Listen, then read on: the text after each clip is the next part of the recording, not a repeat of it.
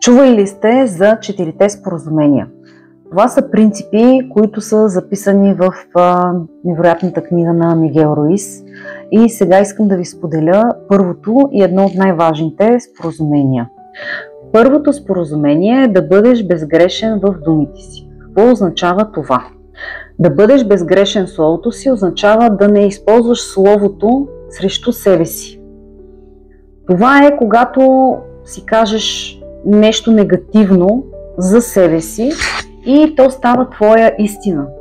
Примерно казваш: аз не съм добър в цифрите, или много забравям, не помня много. Това са неща, които ти си ги приел за реалност, приел си ги, че това е така и мозъкът ти дава всякакви индикации, че то е така.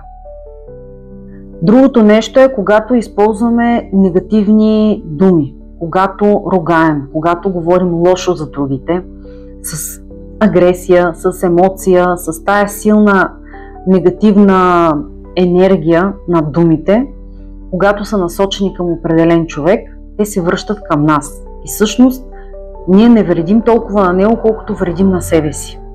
Защото хората са наши огледала.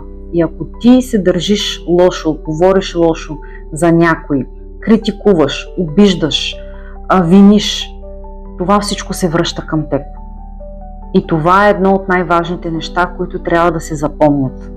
А също така има и думи, които ние използваме не точно по правилния начин. Една от тези думи е страхотно. Много хора я използват и то за в положителен смисъл. А всъщност тази дума идва от страх. И когато мозъкът чуе страх, дори да е в страхотно се представи. Ти си страхотна.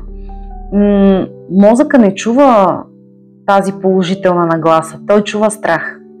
И действа от позицията на страха. И всъщност ти не се чувстваш толкова добре, въпреки че в началото си го мислиш, но подсъзнанието го приема по съвсем различен начин. Опитай се следващия път, когато ти дойде на ум тази дума, да я смениш с нещо друго. Чудесно, прекрасно, невероятно, много е хубаво, много е красиво.